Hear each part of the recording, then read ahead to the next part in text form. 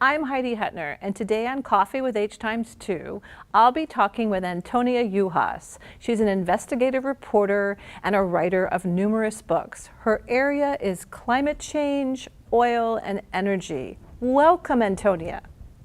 Thanks so much for having me. A pleasure to be with you. Thanks. So we're really excited to talk to you about your recent pieces. I know you have an article in Rolling Stone, so can we start with that? What's that piece about and what led you to write it? Sure. My latest piece with Rolling Stone is on the 6-year anniversary of the BP oil spill and looking at the status of offshore oil drilling today. The article starts in New Orleans, where I was in March, and I was covering a protest at the New Orleans Superdome. And the reason why the protest was there was because somebody in the Obama administration had a brilliant idea, which was to host a new lease sale for 40 million acres of offshore oil drilling, offshore oil and gas drilling in the Gulf of Mexico, to host that lease sale in the Superdome. Now, I think most people know that the Superdome has become an iconic image of the worst ravages of climate change, as well as some of the worst government behavior in recent U.S. history in dealing with that climate crisis. And so for the people of the Gulf Coast, having this lease sale in the Superdome was very important to mark their opposition to both the sale and climate change and what it meant to have government action not going the way they wanted on both of those areas. What was really unique about the protest as well was that I've been covering the BP oil spill since it began 6 years ago, and I've watched as opposition to offshore oil drilling has grown and grown and grown across the country. But what was unique was to see so much of that opposition in the Gulf Coast, which has for so long seen a great deal of its economic fate tied to offshore oil drilling. A lot of that has now flipped with people seeing too many consequences, dire consequences of offshore oil drilling, such that they want to get off of that as an economic base and shift to something else. And so to see this type of opposition to offshore oil drilling in the Gulf Coast, in New Orleans, was very new and quite historic. And that was the beginning and end of the article, which then talked about where we are 6 years later in terms of the safety or lack thereof of offshore oil drilling today. So where are we today? Well, unfortunately, a lot of lessons have been learned by both the federal government and industry. There's been a lot of studies, a lot of investigations, and a lot of I would say basically all of the problems that led to the BP disaster have been identified. The problem is that not nearly enough of those lessons have been turned into action. Mm-hmm. So even just the last couple of weeks, the federal government released 500 new pages of federal regulations trying to make offshore drilling more safe.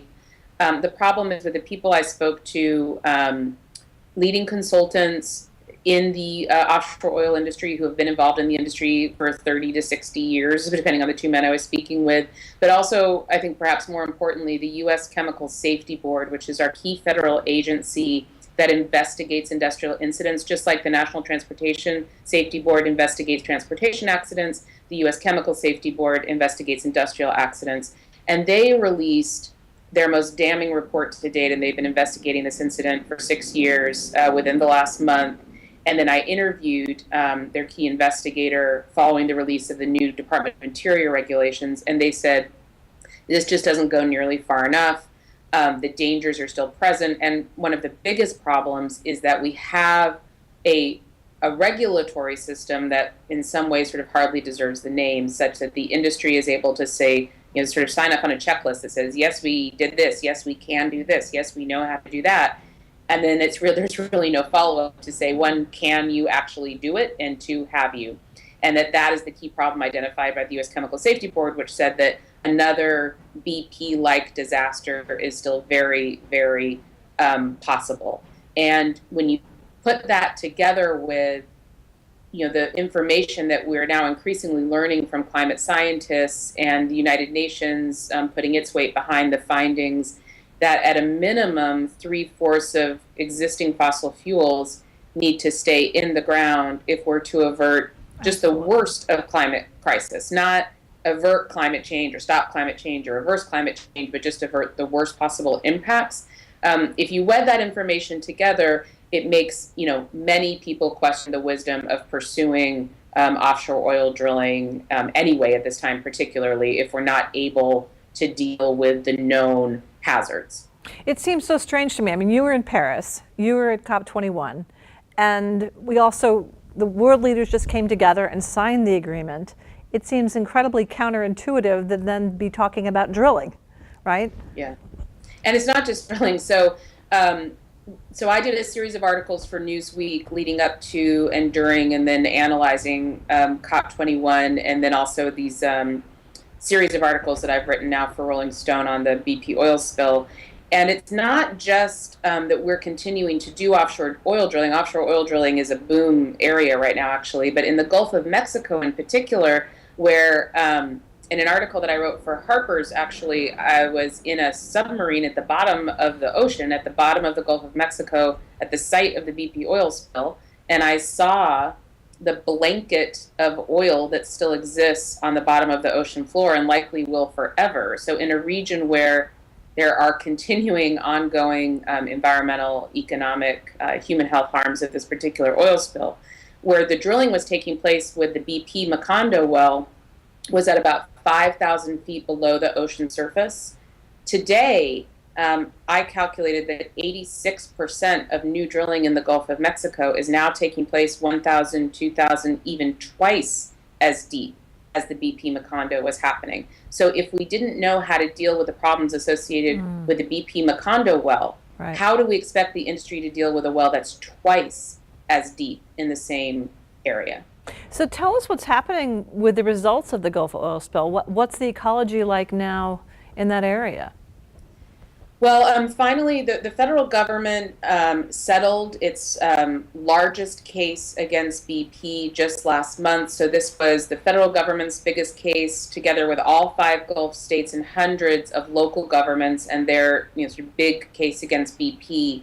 And what that settlement enabled was the release of a lot of scientific studies that hadn't been made public to date, including something called the Natural Resources Damage Assessment, which is required under federal law under the Oil Pollution Act, which that law was a result of the Exxon Valdez oil spill. Actually, during the first Bush administration, we got one of the best pieces of legislation on the oil industry that that the United States has, which is the Oil Pollution Act. And it requires this full assessment of all of the environmental harm caused by an oil spill. And the reason why it calls for it is because the oil company is responsible for putting everything back the way it was. So this document is hundreds and hundreds of pages long. So we're just starting to uncover the full science, but a sampling of it includes things like certain dolphin species are not anticipated to recover to where they were before the oil spill for more than 50 years. Wow. They're finding new studies of continued increase in stillborn deaths and deaths of basically the inability of dolphins to reproduce after the oil spill. Literally trillions of dead fish species.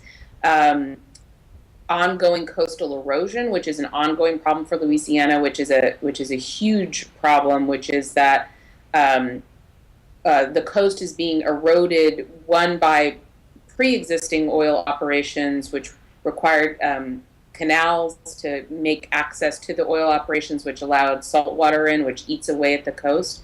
But also the oil spill, literally the oil gets caught up in the vegetation. It then eats away at the roots of vegetation, which then allows more saltwater erosion, which then eats further away at the coast. And so we're losing a football field of land every day in the Gulf Coast due to coastal erosion. And I could go on and on and on and on for hours of the environmental harms. There's also ongoing human health harms, of course. And then there's also, the ongoing tragedy for the families of the 11 men who lost their lives on the rig that day, many of whom I interviewed for my book on the oil spill called Black Tide. So really an ongoing tragedy that's not been solved and they're still dealing with it, the consequences of it. Let's change the subject a little bit and go back to Paris, because you were one of the leading journalists in Paris at COP21 and you followed up on it. Can you just give us your take on what it was like to be there and your sense of the agreement, what impact it will have on climate change? Yeah, one of the things I was able to do with Newsweek was to track a couple key people prior to their departure for COP21, people who were going to be there because the place where they live is impacted by climate change, impacted by fossil fuels, and to see what they went to Paris to achieve, and then also just to cover the talks, which were quite amazing, given that they were taking place so shortly after the terrorist attacks in Paris. And one particular story that I really enjoyed writing was I first went to North Dakota, to an area that is the sort of heart of the U.S. fracking oil boom in North Dakota, a Native American reservation that has really been turned into quite a large frack site, and followed a young woman there, Candy Mossett, who is a Native American and a member of Indigenous Environmental Network, a nonprofit organization that advocates for policies on ending fossil fuel use and addressing climate change, and followed her from what she was living, what her experiences were like living in North Dakota, to why she was going to Paris and what she hoped to achieve there and her activities there. And, Paris was really amazing for a lot of reasons. One is there were just thousands and thousands and thousands of people there from all around the world who came because they face similar situations to Candy. They live on the front lines of fossil fuel extraction and climate, the harms caused by climate change, and they wanted to see action, and they wanted to see action in a government agreement, and they wanted to organize together and build a climate justice movement that was even bigger and even broader. And the first piece that I wrote actually was how a lot of the people who had come from around the world, some of them had been there for a year, building this climate justice movement and hoping to have a huge march the day before the talks took place, hoping that it would be the largest march demanding climate action in history. And many of these people, also many of them who were parishioners who lived in Paris, were directly impacted by the terrorist attacks. They had friends or family or themselves were near where the attacks occurred, friends or friends of family who were harmed in the attacks or killed in the attacks. And that led them to even more profoundly feel that, coming together as a global movement in a call for coordinated action towards change was really the right thing to do in the face of a terrorist attack that was meant to divide and create hostility. And so they organized, and what they ended up organizing was, one, this incredible installation of shoes of people who couldn't participate in that march, because they didn't want to come to Paris, or because the Paris police, or the French police, banned all marches in the wake of the terrorist attacks. And so they made this installation, which was, they gathered thousands of shoes of people who couldn't march but wanted to march, and put those shoes on display in an incredibly beautiful way. And Pope Francis actually donated a pair of his shoes to that installation, and among many other leaders, and that was very beautiful. And then, because the ban was on marching, the people who wanted to show that they wanted to stand together in the face of the terrorist act and for climate action stood in a line side by side on the sidewalk, saying that we're not marching, we're in a line, and that was some 10,000 people. And they were then joined by people in an estimated 175 countries around the world who also marched, and it did become the largest single day of action for climate action in history. So that was a really beautiful kickoff to the events. My sort of analysis of what ultimately unfolded in terms of the agreement, I wrote in my final piece for Newsweek. And, there's sort of two pieces to this. One is it was a historic coming together of world leaders saying climate change is a problem now. It's something we have to address. It's something we will address. And we're going to sign a document that commits ourselves to that. There was money put up, there was some legal obligations, and that's all really important. Then there are a lot of failures with the agreement as well. So it really is one step in a process of addressing climate change, but not the answer and not the end point.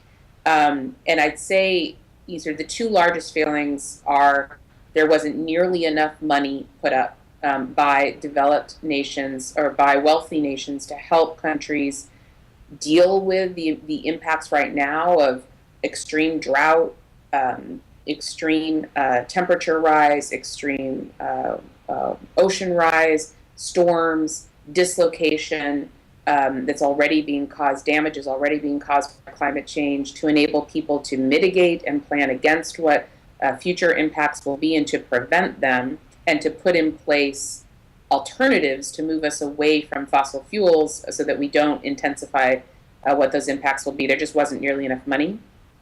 And then the other key problem was that nowhere in the agreement did the words oil, coal, fossil fuels, natural gas appear. So this is an agreement about reducing emissions caused by the burning of fossil fuels, but it has nothing to say about reducing the production of fossil fuels. So what that means, I think the most extreme example of what that means is that Saudi Arabia, for example, a signer to the agreement, its plan involves increasing domestic production of oil to export more oil so that it can use that money to then put in place more alternative energy at home so that it reduces its domestic emissions of carbon while expanding production of oil to sell elsewhere. So that, is sort of a key problem at the structure of the agreement. Extraordinary. So Antonia, could you tell us about your Ms. Magazine article that you covered climate change, and I'm sure you were looking at, and I know you were looking at gender issues. So this was a wonderful piece. I was really happy to be able to write, looking at 4 women, one from Bahrain, one from Ethiopia, 2 from the United States, one from Los Angeles, and one from Oklahoma, who had all traveled to Paris for the United Nations climate talks, coming from, they were each differentially impacted by fossil fuels and trying to offer different solutions to address the climate crisis that they were experiencing, and had all come to Paris to work on that goal. And I had the really special opportunity to interview each of them there and then tell their story in Ms. So it was a really, it's a piece I'm very happy with and is in Ms. Magazine this month. So what makes their stories unique? I know that there are issues with gender and climate. So were there specific things that were relevant because they're women or because they're not American, for example? Certainly many issues by being not American, but in terms of women, I think maybe one of the best examples would be Ethiopia, where, for example, women are forced to deal very differently with the impacts of climate change than men. Men often around the world, not just in Ethiopia, leave the home in these points of crisis, whether it's from storms or drought, to get new forms of income, and women deal with the difficulties at home and home life. And those difficulties are intensified by climate change. So in Ethiopia right now, for example, they're experiencing the worst drought in 30 years. And primarily, the energy for the home is provided by the burning of different types of wood. And women are now having to walk further and further and further distances to acquire this biomass. And because of the difficulty, more and more girls are leaving school to help their mothers. And these great distances put them at risk for health risks, risks of abduction and other harm, and obviously keep them from pursuing other activities. And with the greater drought, there is less healthy wood available, and they're cutting down more trees. The more trees they cut down, the less carbon capture there is, and that intensifies everything as well. And this is a unique problem that's facing women, and they're also, the woman who I interviewed, Abzeb Jermai from Ethiopia, said there's also very simple solutions, which is instead of burning biomass, we should just install very simple solar panels on every rural home so that energy is provided right there. The women don't have to go anywhere. The girls can go to school. The biomass isn't burned. And in addition, this wouldn't cost very much money, and it's a solution that's been needed and known for a while. The money just hasn't been there. So whereas the Paris Agreement, for example, calls for brand new investments in new technologies because we need new technologies to solve our climate crisis, instead we could use the technology that we already have, that we've had for decades, and just put our money where the need is. That's so interesting. It reminds me of some of Vandana Shiva's arguments where she says, we need to speak to the people in these communities and ask them what they need, as opposed to imposing that from the outside and saying, well, this is how we'll solve the problem.